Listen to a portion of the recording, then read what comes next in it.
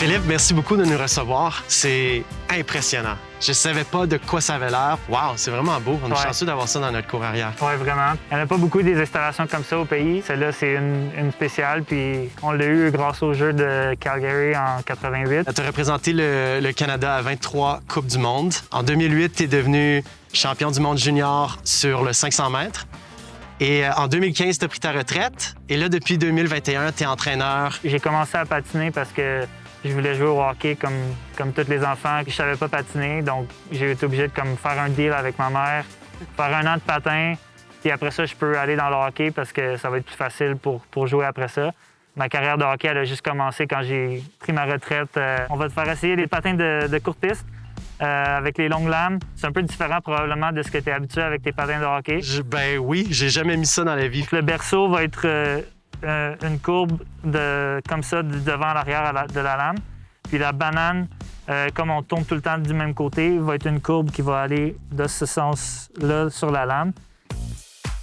Je suis dans la présence d'une légende. Là, je vois que tu as apporté des médailles. Oui, effectivement. Ces deux-là ici, c'est les deux pour les Jeux de Salt Lake City en 2002. Et puis l'autre ici, c'est les Jeux de Turin en 2006. Aujourd'hui, est-ce que tu continues à t'entraîner en patinage de vitesse? En courte piste, les virages sont tellement prononcés que C'est trop dur sur le corps? ça fait mal aux jambes OK, d'accord. beaucoup. Ouais. Tu connais vraiment, vraiment bien la patinoire ici. À quel point est-ce qu'on est chanceux d'avoir ce genre d'installation? C'est spécial d'avoir une base comme ça. La qualité de la glace qu'on a est incroyable. C'est vraiment un gros avantage pour nous d'avoir ça dans l'Ouest canadien. D'accord. La courte piste, c'est une discipline qui se fait sur un tour de 111 mètres. Donc, les virages en courte piste sont beaucoup plus serrés qu'en longue piste. C'est différent. Oui.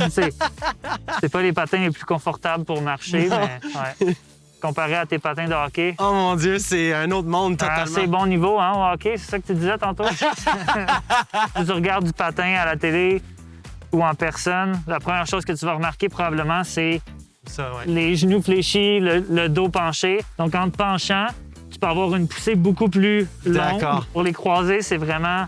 Faut comme tu te laisses un peu tomber vers la gauche.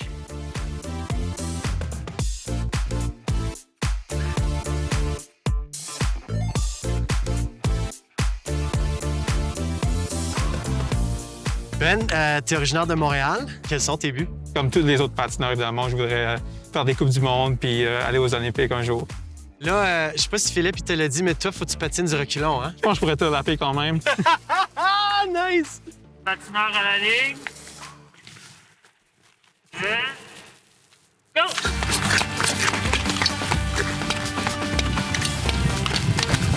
Je m'en viens! Je m'en viens!